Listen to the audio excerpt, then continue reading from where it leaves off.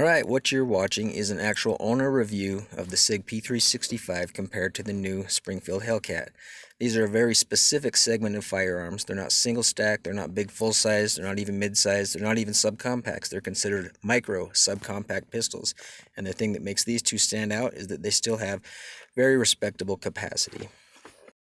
The P365 comes with two 10-round magazines with an option of a 12-round.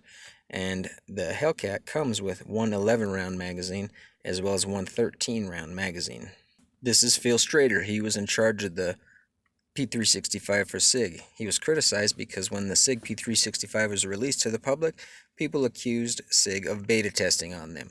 The reason being, in large part, was this guy. This is Tim from the Military Arms channel. Sig sent him a couple test pistols, both of which had poorly mimed strikers. He brought up the issue of striker drag, and he had these guns fail on him, and so people were scared and felt like the Sig could not be trusted.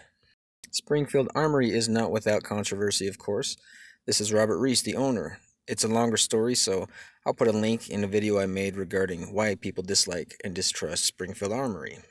Enough of that, let's get on to the actual handguns. I've done videos on the Sig already, so regarding the Hellcat, I've been holding it a lot, getting used to the way it feels in my hand. It's like a gun-loving, lonely blind man, really, how much I've been touching this thing.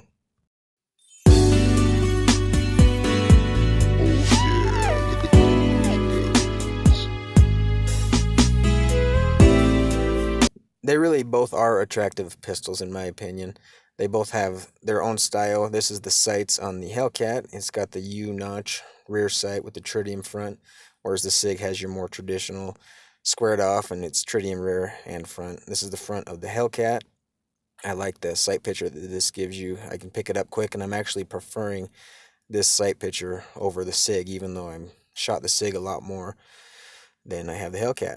As far as size, they're pretty much identical. There's slight variations in the angles and such, but this will just give you an idea that they're both very, very tiny pistols, about as small as you could realistically shoot. These are both being pictured with the high capacity magazines, so a 13 on the Hellcat and a 12 on the Sig in these images. In this little example, you'll see how flat the Sig lies on the ground because of its very sleek design. Whereas on the Hellcat, there's a little bit of wobble, and the reason being that you'll see there's a little more of a protrusion or a hump on the side of the frame of the pistol that you can see and feel right there, whereas the Sig is extremely sleek. It's just flat, it just lines up from the frame to the slide perfectly.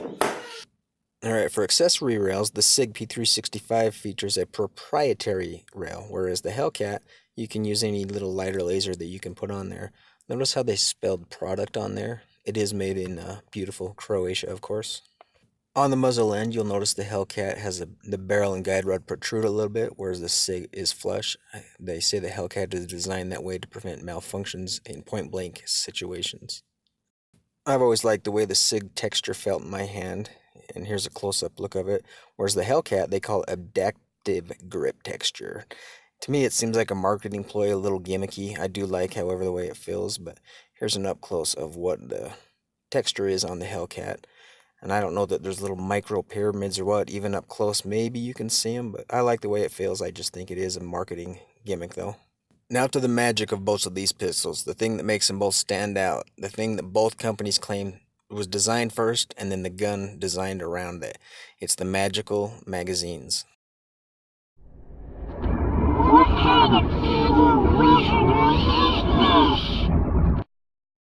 Honestly, I don't think they're that magical. They're just little stack and a half metal magazines. One feature the Hellcat offers that the Sig doesn't is for an additional $30 you can get a cutout for a red dot sight. I had a Venom I was wanting to put on there, but then I saw that it only fits the Shield and I think the JP sights, and from what I'm seeing, the reviews aren't that great on these, and for what the price is and for what I'm carrying the handgun for, super micro compact conceal gun, I don't need a red dot sight on it, and that's just my opinion.